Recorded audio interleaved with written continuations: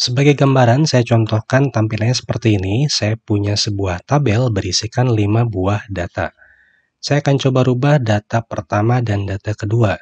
Teman-teman tinggal pilih saja datanya di checklist 1 dan 2. Kemudian lakukan proses update. Kalau sudah dilakukan perubahan data, tahap terakhir adalah simpan data ke database.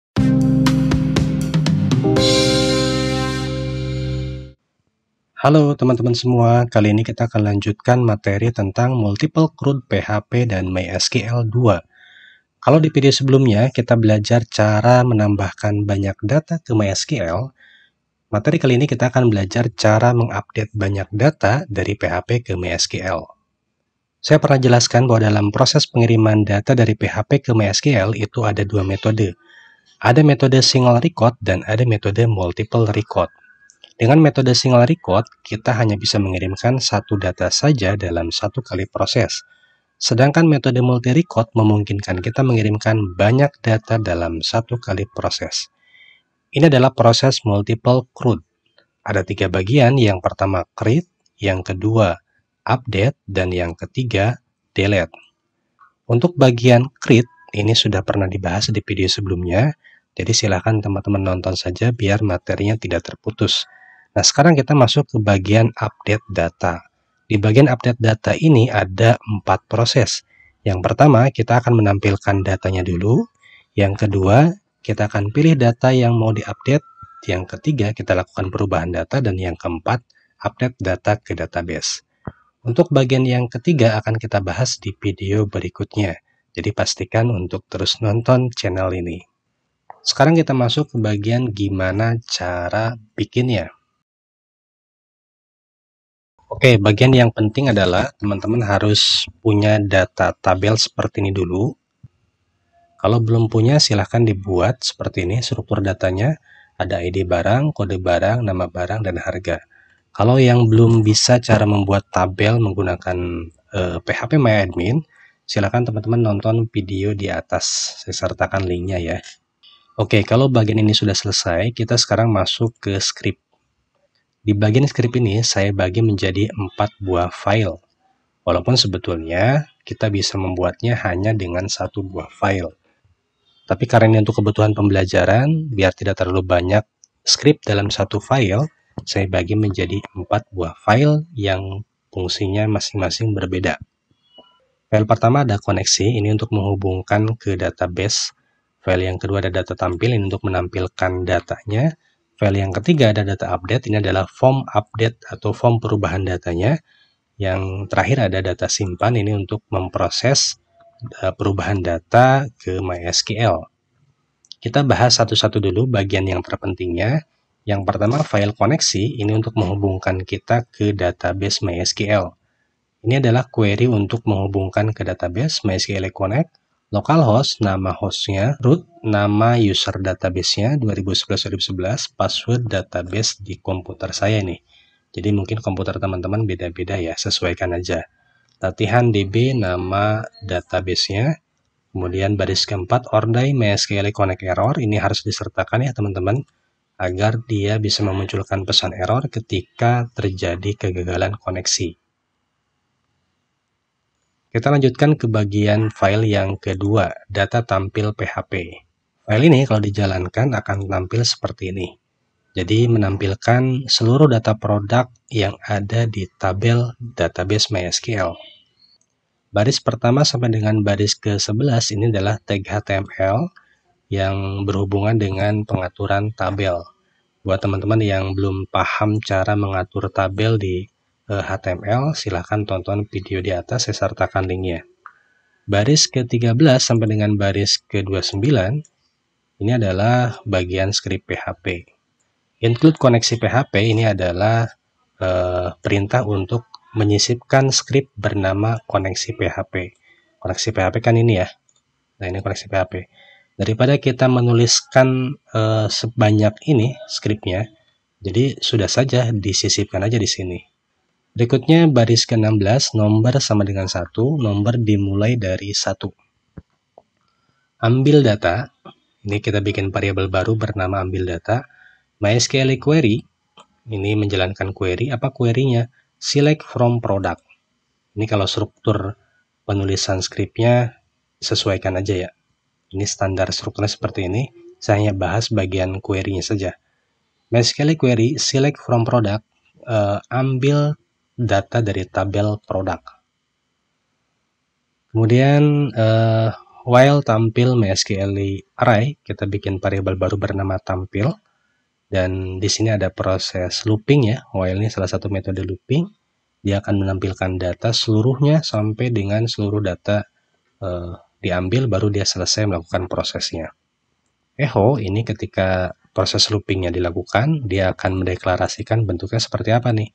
Ini rows-nya atau baris-barisnya. Di dalam barisnya ada kolom-kolomnya ya. TD ini kolom, ada kolom nomor, ada kolom kode barang, ada kolom nama barang, dan ada kolom harga barang. Nah, bagian yang menariknya di baris ke-25 teman-teman. Di sini ada checkbox ya, ada checkbox. Bagian ini checkbox. Checkbox ini kita beri nama variabel ID. Kemudian saya menambahkan array di sini.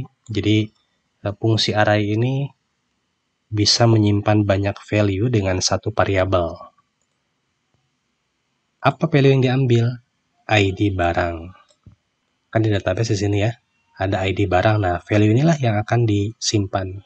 Walaupun di sini tidak ditampilkan, tapi dia akan tetap menyimpan value.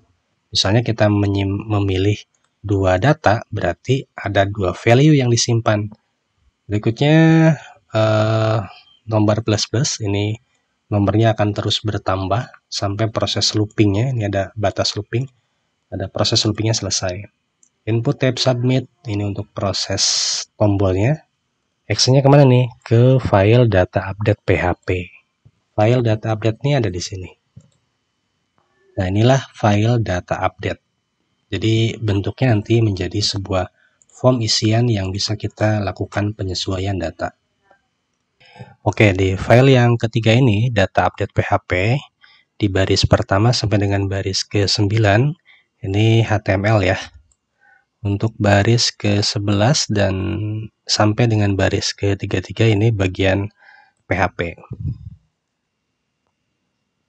Baris ke-12 include koneksi PHP.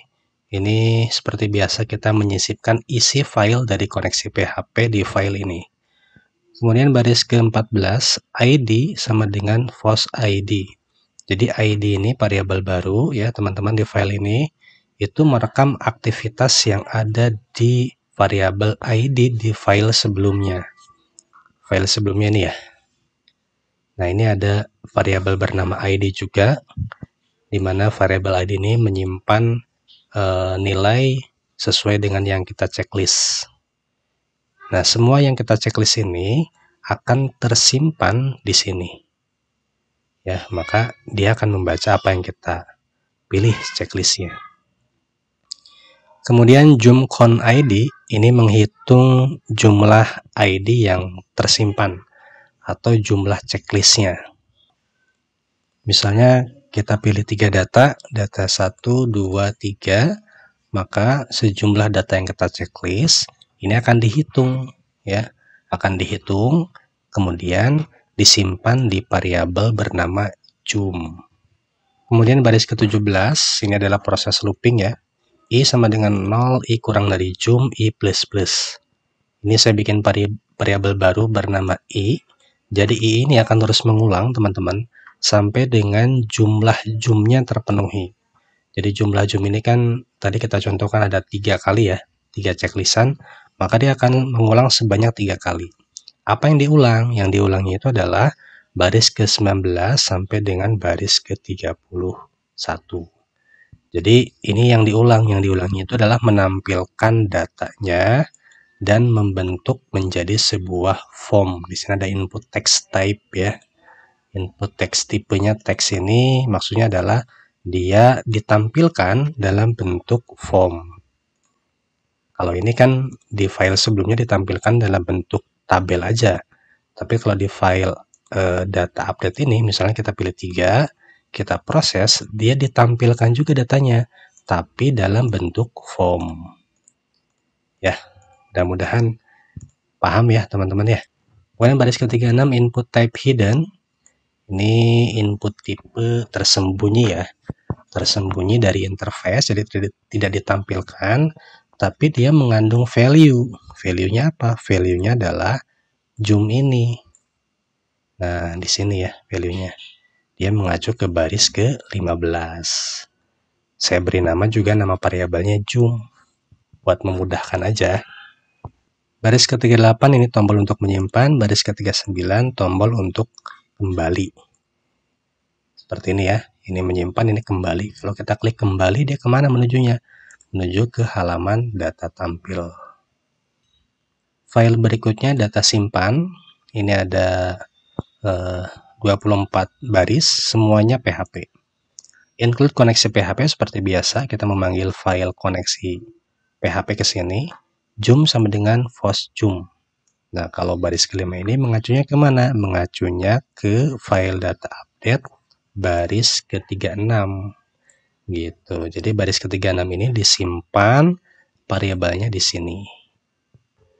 Kemudian ID, pos ID, kode barang, pos kode barang, nama barang, pos nama barang, harga, pos harga, ini merekam data di file sebelumnya. Seperti ID nih, ID akan menyimpan variabel ID yang ada di sini. Nah, ini ID. Kemudian kode barang juga sama, kode barang akan menyimpan variabel yang ada di data update mana. Nah, ini kode barang. Ya, teman-teman. Begitu seterusnya untuk nama barang juga sama, harga barang juga sama. Kemudian masuk ke baris ke-12, ini proses looping lagi nih. I sama dengan 0, I kurang dari zoom, I plus plus. Dia akan mengulang terus sampai jumlah zoomnya terpenuhi. Nah, apa yang diulang? Yang diulangnya ini teman-teman. Baris ke-14 sampai baris ke-19. Yang diulangnya adalah dia akan mengupdate data, update produk. Yang diupdate-nya apa aja? Kode barang, nama barang, harga. Acuan update-nya apa? ID barang. Kemudian baris ke-2122 ini JavaScript aja. Jadi kalau prosesnya sudah berhasil dijalankan, dia akan memunculkan pesan data berhasil diupdate. Ya. Kemudian akan menuju ke file data tampil PHP. Itu ya teman-teman. Oke, kita coba nih. Kita coba, ini kita kembalikan ke semula 01, kemudian ini 02, ini komputer baru, kita hapus barunya, ini kita kembalikan jadi 5500, ini kita kembalikan jadi 1300. Oke, nah ketika kita menjalankan proses klik simpan, dia akan menjalankan file ini ya, file data simpan. Oke, kita simpan data berhasil diupdate. Oke, kembali ke file data tampil. Gitu ya teman-teman. Kalau masih pusing dan belum paham atau ada yang mau ditanyakan, silakan teman-teman tanyakan di kolom komentar. Mohon maaf ya kalau penjelasannya kurang jelas atau kurang lengkap. Untuk memudahkan teman-teman belajar, saya sudah lampirkan source code file-nya dan panduan singkat penggunaan. Di deskripsi sudah saya sertakan linknya. Itu aja mungkin yang bisa saya share di video kali ini. Mudah-mudahan ada manfaatnya. Terima kasih udah nonton. Sampai jumpa lagi di video berikutnya.